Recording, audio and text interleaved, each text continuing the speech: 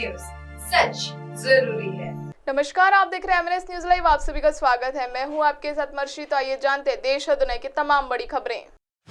Israel military chief ने सुरक्षा में चूक मानी, गाजा सिटी खाली करने को कहा। यूएन बोला ये 10 लाख लोगों की जिंदगी से खिलवाड़। दरअसल इजरायल की सेना ने इस बात को स्वीकार कर लिया है कि वो 7 अक्टूबर को हुए हमास के हमले को रोकने में नाकाम रहे हैं। इजरायली सेना चीफ ने कहा, लोगों की रक्षा करना सेना का काम है, लेकिन हम इसमें नाकाम रहे। ये हमारे लिए सीख है। अब समय जंग का है। वहीं इजरायल ने गाजा के लोगों से कहा कि वो गाजा सिटी खाली कर दे। 24 घंटे में वादी गाजा में रहने वाले फिलिस्तीन वहां से हट जाए। वहां रहने वाले लोग उनके दुश्मन नहीं है, वो केवल हमास का खात्मा करना चाहते हैं। इजरायल के आदेश पर यूएन के प्रवक्ता ने कहा कि इस इलाके में 10 लाख से ज्यादा लोग रहते हैं। ये गाजा की आधी आबादी इतने कम समय में वहां से हटने का आदेश देना उनकी जिंदगी से खिलवाड़ करने जैसा है। इससे मानवीय संकट पैदा होगा। यूएन ने अपील की है कि इजरायल इस बॉर्डर को वापस ले। इजरायल हमास जंग के बीच भारत सरकार ने इजरायल में फंसे अपने नागरिकों को एयरलिफ्ट करना शुरू कर दिया है। शुक्रवार सुबह 212 भारतीय नागरिकों को लेकर एयर इंडिया की फ्लाइट दिल्ली पहुंची है।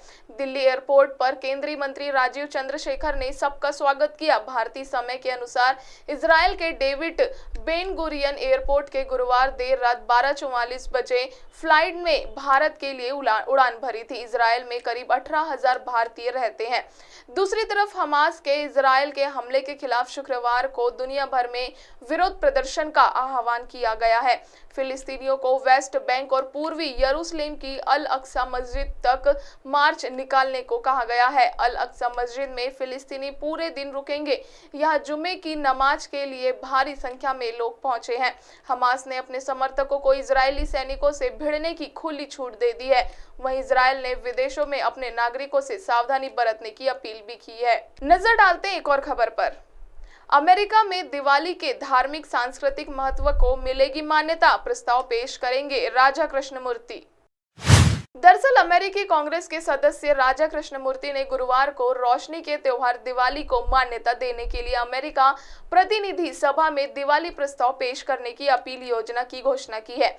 कृष्णमूर्ति ने एक बयान में कहा, दुनिया भर में और यहाँ संयुक्त राज्य अमेरिका में सिखों, जैनियों और हिंदुओं के लिए दिवाली कृतज्ञता का त्योहार है और साथ ही अंधेरे पर प्रकाश और बुराई पर अच्छी की जीत का जश्न है।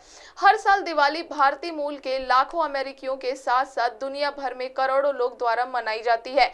इस साल का त्योहार 12 नवंबर को मनाया जाएगा। उन्होंने कहा, मुझे यह घोषणा करते हुए गर्व हो रहा है कि मैं दिवाली के विशाल धार्मिक, सांस्कृतिक और ऐतिहासिक महत्व को पहचानने के लिए एक द्विदलीय प्रस्ताव फिर से पेश कर रहा हूं। रुक करते एक और खबर का। उत्तरी गाजा में हमला कर सकता है इजरायल, सेना ने 24 घंटे के भीतर क्षेत्र को खाली करने का दिया आदेश। दरअसल फिलिस्तीन की आतंकी संगठन हमास द्वारा इजरायल पर हमला करने के बाद यरूशलेम हमास आतंकियों पर लगातार जवाबी कार्रवाई कर रहा है। वहीं हमास के हमले में इजरायल के करीब 1300 से अधिक लोगों की मौत हो गई है, जबकि गाजा पर इजरायल के जवाबी कार्रवाई में 1500 से अधिक फिलिस्तीन मारे गए हैं। इस बीच इजरायली सेना ने शुक्रवार को उत्तरी गाजा को 24 घंटे के भीतर खाली करने का निर्देश दिया, जहां करीब 11 लाख फिलिस्तीन रहते हैं। समाचार एजेंसी एपी ने संयुक्त राष्ट्र के एक प्रवक्ता के हवाले से यह जानकारी दी है। समाचार एजेंसी एएनआई ने सीएनएन के हवाले से बताया है कि इजरायली सेना ने संयुक्त राष्ट्र को सूचित किया है कि वह चाहती है कि उत्तरी गाजा में रहने वाले करीब 11 लाख लोग उत्तरी गाजा को छोड़कर दक्षिणी गाजा में चले जाएं। महासचिव एंटोनियो गुटेरेस के प्रवक्ता स्टीफन डुजारिक ने बताया कि सेना ने गुरुवार आधी रात से ठीक पहले संयुक्त राष्ट्र को बताया कि उत्तरी गाजा की पूरी आबादी को अगले 24 घंटे के भीतर दक्षिणी गाजा में स्थानांतरित कर दिया जाना चाहिए। अब आप हमारे चैनल को आपके मोबाइल पर भी देख सकते हैं। मोबाइल में देखने के लिए प्ले स्टोर से MNS news TV app download करें। इंस्टा, ट्विटर, फेसबुक और अन्य सोशल मीडिया प्लेटफॉर्म पर हमारा चैनल उपलब्ध है। आप हमारे चैनल को लाइव भी देख सकते हैं www.mnsnewstv.com पर। फिलहाल वक्त हो चुका है दर्शकों ब्रेक का। ब्रेक से लौटने के बाद देखेंगे देश और दुनिया की तमाम बड़ी खबरें। नमस्कार।